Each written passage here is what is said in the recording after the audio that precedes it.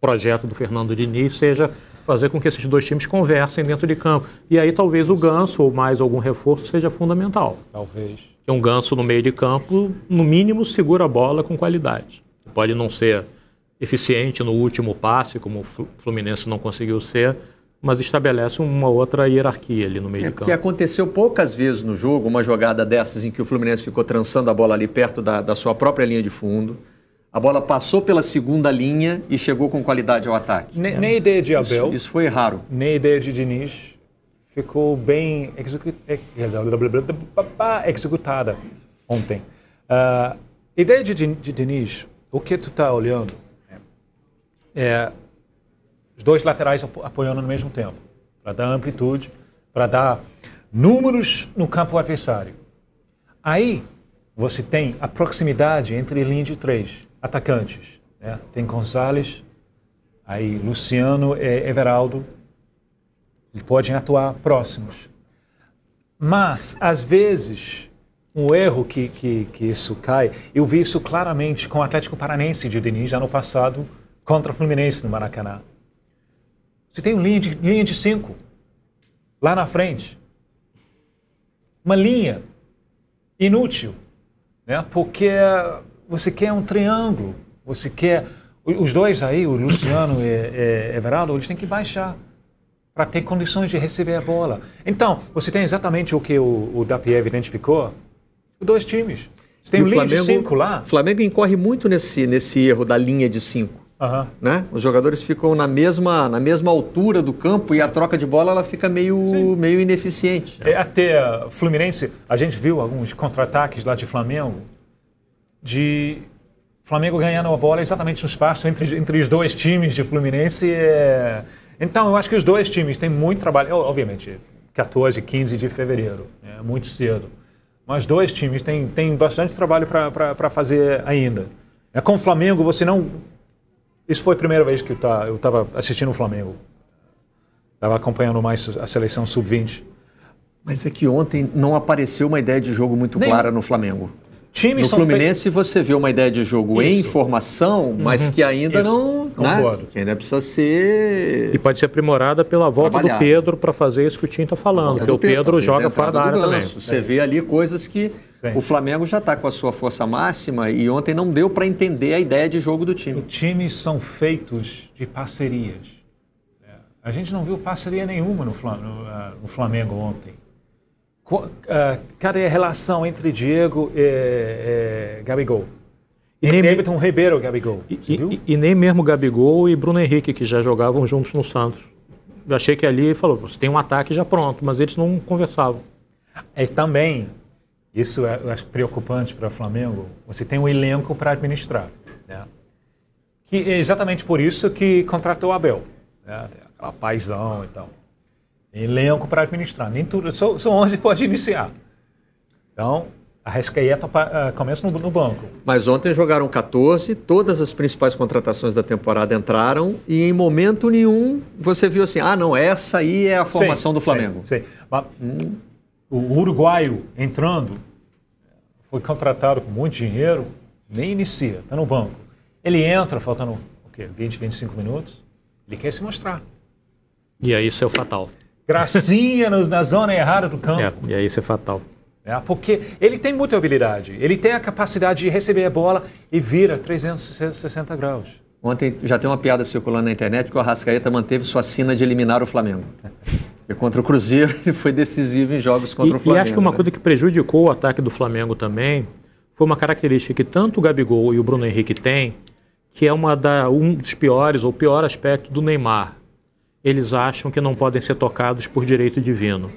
Então, toda disputa um pouquinho mais próxima de bola, eles começam a peitar o jogador. Teve um momento que o Rodolfo saiu do gol apenas para segurar uma bola, e aí o Bruno Henrique vem e tromba no ombro do Rodolfo, que não fez nada. E ele começa a querer brigar com o Rodolfo. Aí o Rodolfo fala assim, o que eu fiz? Não fez nada. Então isso prejudica, isso desconcentra, eu acho. Isso acaba levando a atenção dos dois jogadores e do time para coisas menores, não para disputa de bola, tal como estava. O aspecto emocional sempre tem sido um problema com ele. Né? Então, mais uma coisa para Abel administrar. Ele tem que administrar alguns temperamentos difíceis e o fato que nem todo mundo pode iniciar jogando. Eu imagino que Arrascaeta, iniciando o jogo, não teria feito aquela jogada no próprio campo dele.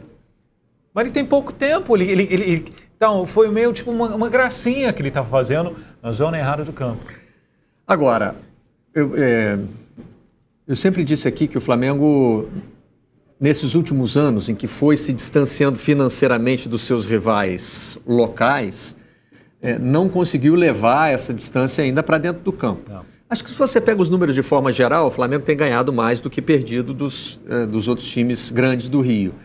Mas você não vê assim o Flamengo passeando contra os seus rivais. E os números de ontem, para o torcedor rubro-negro, nesse sentido, são até mais preocupantes.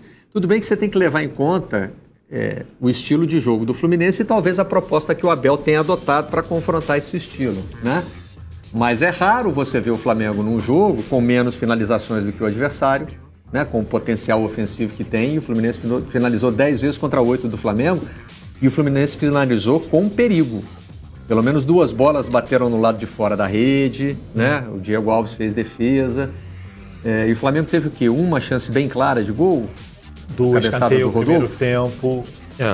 Gabigol, segundo tempo, quando o zaga de Fluminense deveria ter colocado impedimento, erro básico. Ele fugiu, chutou em cima do goleiro. Mas um chute de bem longe, né? E fraco. Muito mais passes do Fluminense é uma coisa que você espera. É do modelo de jogo do Fernando Diniz. E a questão da posse tem aí a eficiência no passe, mas tem também a questão da posse de bola, né? Claramente, o Abel repetiu a estratégia de dar a bola para o time do Fernando Diniz. E acho que talvez desses indicadores, talvez a eficiência no passe seja mais surpreendente. Porque você pensa assim, o time do Flamengo é ultra qualificado tecnicamente, ninguém discute. E o do Fluminense, mas aí significa que a aproximação entre os jogadores, como você cantava essa pedra aqui há algum tempo, começou a funcionar. O Fluminense errou menos passes do que o Flamengo, com jogadores reconhecidamente inferiores do ponto de vista técnico, mas o futebol é técnico, tático, físico, emocional. A circulação da bola do Flamengo foi muito ruim ontem, muito lento. Tem que tocar com mais rapidez, abrir espaço assim. E um afastamento muito grande entre linhas também no Flamengo. Mas isso é praga de futebol brasileiro. Isso Holy moly! Isso é de 2 séculos atrás, né? Aí a gente volta para a questão dos técnicos. Tem alguma coisa seriamente errada com o futebol brasileiro, que consegue produzir grandes jogadores, ótimos jogadores ainda. Vamos puxar o exemplo de Paquetá e Vinícius. Isso é tema da coluna do Carlos Eduardo Mansur hoje no Globo. E ele cita os 2 e mais 3 jogadores que se destacaram em jogos da Liga dos Campeões da Europa. Marquinhos, David Neres, e a minha memória vai me trair com o terceiro. O internauta me ajuda aqui daqui a pouco. Ou o próprio Mansur pode me mandar uma mensagem. Acorda, Mansur. Então... Não, era o Vinícius o terceiro. E ele cita também o Paquetá. Vinícius e Lucas Paquetá, eu acho que são emblemáticos do que a gente está falando, porque o Paquetá chegou e já está muito bem no Milan. Um jogador que, no ano passado, muitos altos e baixos. Como explicar isso? Futebol de nível muito melhor, ele está assim. Um problema, eu acho, é justamente aquele espaço enorme entre as linhas. O futebol brasileiro confundiu ele. Onde ele vai atuar? Fazendo o quê? Ele fazia muita gracinha de Arrascaeta ontem. Ele fazia o Tite, quando esteve aqui, falou isso, lembra? Deu uma bronca nele, deu um grito na beira do campo. Isso, histórico, quando ele... Aí não! Exatamente. Então, atuando em um futebol mais compacto, menos confuso, mais claro na função dele. E Vinícius está atuando agora, a parceria entre Vinícius e Benzema é espetacular. Mas Vinícius atuou com o centroavante parecido com isso no futebol brasileiro? Não. Com inteligência, com movimento, com velocidade. E o Paquetá, no futebol italiano, ele se desobrigou naturalmente de uma coisa que durante um bom tempo no Flamengo ele teve que fazer, sobretudo com o Barbieri, ser praticamente um segundo volante. Né? Lá, todo mundo marca que nem um louco. Então, mas eu acho que essa adaptação rápida, de todos esses exemplos citados aqui e também pela coluna do Mansur, eles quebram também um estereótipo do jogador brasileiro, né? O jogador brasileiro não teria inteligência tática, teria dificuldade para se adaptar. Não, A partir do momento em que aquilo é apresentado para ele, rapidamente ele consegue aprender. Não, e aparentemente o jogador tem mais rapidez do que o técnico. Se adaptar a modificações táticas, pensar em esquema. Porque ele está vendo na televisão, ele está jogando o joguinho, ele sabe como está funcionando e o técnico parou. Então, a gente volta para a grande pergunta. Como o futebol brasileiro pode ser jogado tão mal com bons jogadores? Olha a seleção sub-20. Mesmo os que estão aqui? Eu acho que tem talentos aqui. Se você pegar Flamengo... Eu acho que tem que pensar por aí, né? Se você pensar como está jogando o futebol brasileiro, você tem que pensar na mão de obra disponível aqui. Para ficar na pesquisa do 0 hora, Grêmio, Flamengo e Palmeiras. Você tem times interessantes, além de Cruzeiro e Atlético Mineiro. Elenco, né? São bons elencos. Mas o São Paulo, isso é um desastre para São Paulo. Desastre. E tem coisas específicas e tem coisas gerais. O específico é a incompetência extraordinária de fazer um investimento pesado em Pablo. Bom jogador. Como ele jogava no Atlético Paranaense? Os pontos agressivos, rápidos, abrindo o campo dele. Ele não é muito rápido. Então, muitas vezes Pablo operava por trás. Foram as pontas que deu profundidade para o time e Pablo chegando mais tarde. Então, ele teve um contexto em que ele funcionava.